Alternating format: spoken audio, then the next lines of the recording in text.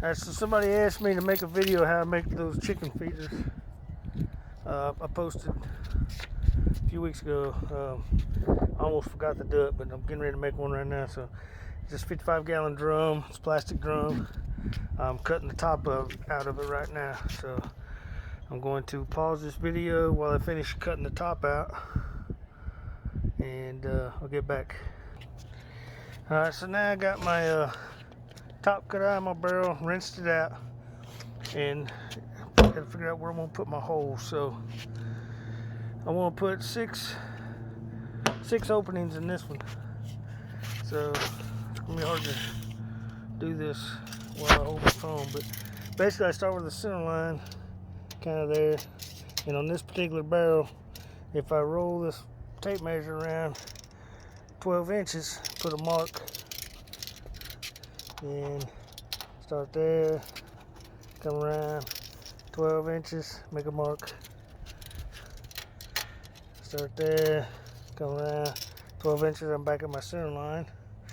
So that gives me 1, 2, 3, 4, 5, 6 when I put all them marks on there. Alright, so I'm going to mark this off and I'll get back. Alright, so now I've got my 6 openings around the barrel where I want them. So now I'm going to mark my holes, and for me, I want the center of the hole 5 inches from the bottom of the barrel. So I come down my barrel at 5 inches, and want to make a mark right there. So hold on.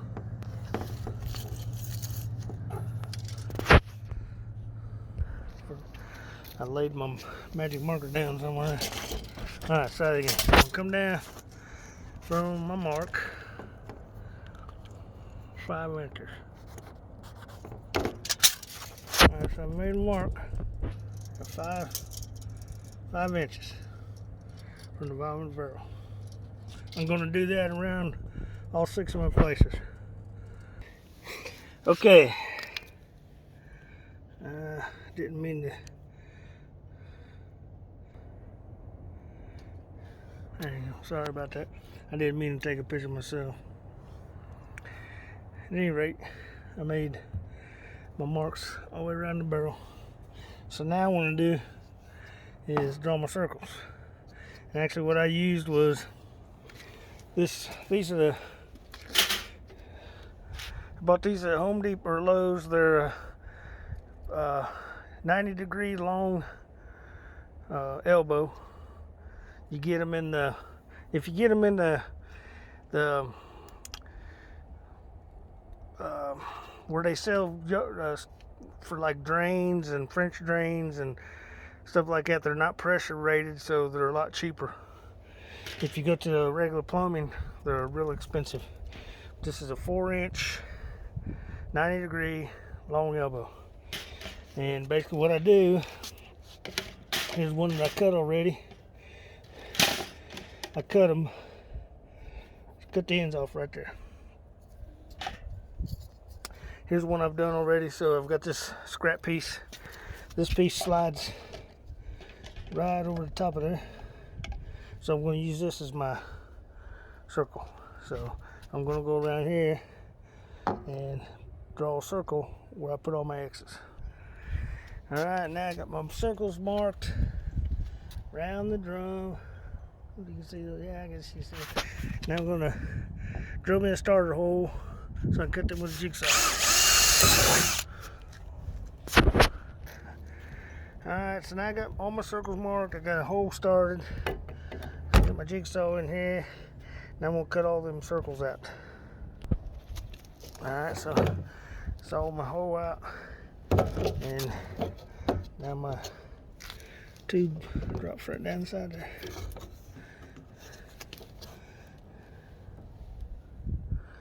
Alright, so I'm going to go around and do that for the other 5 holes. Okay, so now I've got my 6 holes cut. And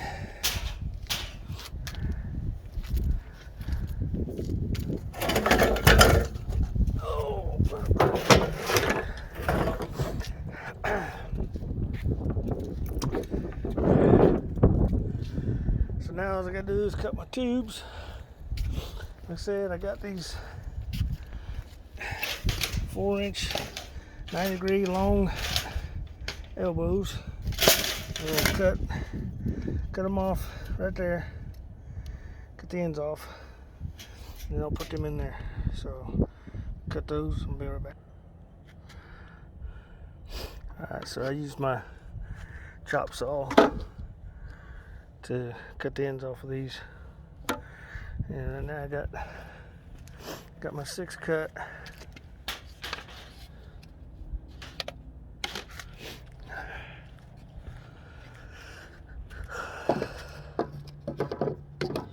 So all these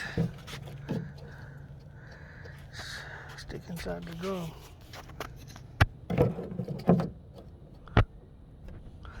Need to line them so that the 90 is going straight down. You don't want them turned one way or the other because that'll let too much feed come up inside the tubes. The idea is that when you put the feed in, it'll only come up to the bottom of this tube. Now I have to go inside to get it. If you can see that, I can't see down in there, but I'll clean out those discs later on. So once you get all your tubes installed, then I just used a caulk, and I just caulked them.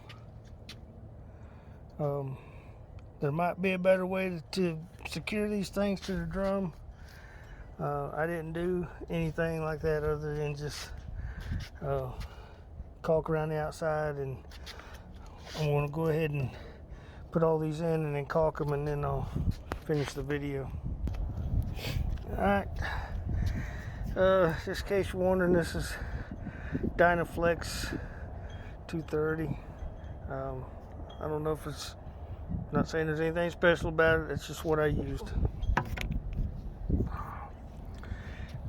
Went ahead and I've sealed all those off. Basically just let those sit up 24 hours. The only thing left is you'll have to find something to use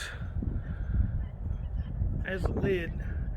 I just happen to have these little, it's a little dolly they set in that you can put wheels on that you set them in so you can roll them around. I just flipped them upside down and sealed all the holes on top of those and use them for the covers, but you'll need something to put in there to keep rain from getting on the inside. But I've had, let's walk out here and look at the chickens.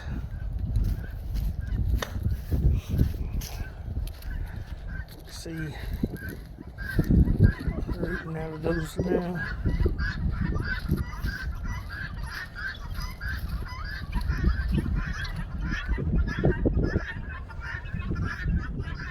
So this barrel in the front right here, I keep scratch grain in. The back barrel I keep pellets. Over here I keep whole corn.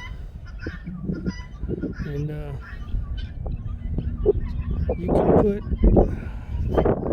you can probably put close to 600 pounds of feed in one barrel.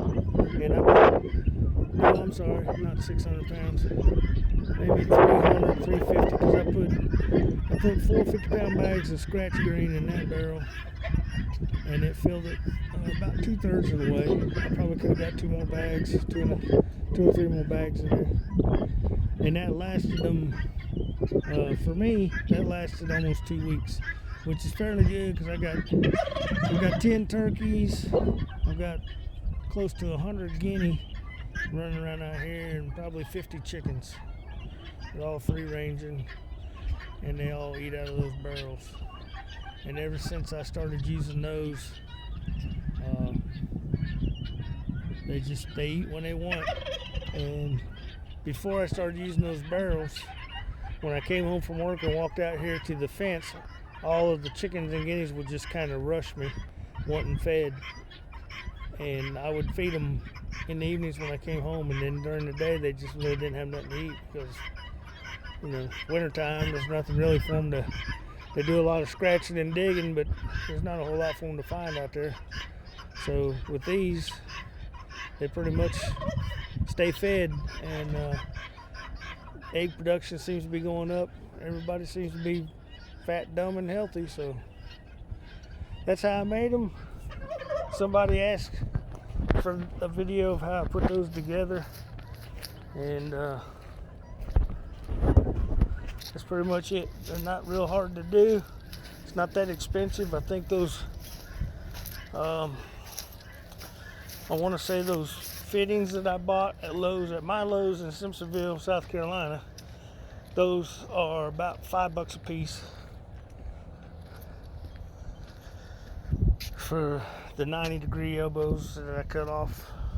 The drums, I had a buddy give me some drums, but you can usually pick them up places for $10-15. So a drum for $15 and $30 worth of PVC fittings, tube of caulking, and something to put on top of it. Nice chicken feeder. So there you have it. I hope it all works out for you. If you have any questions, just message me. I'm on Facebook. This will be on a Facebook post, so you'll know how to send me a private message or whatever. Good luck.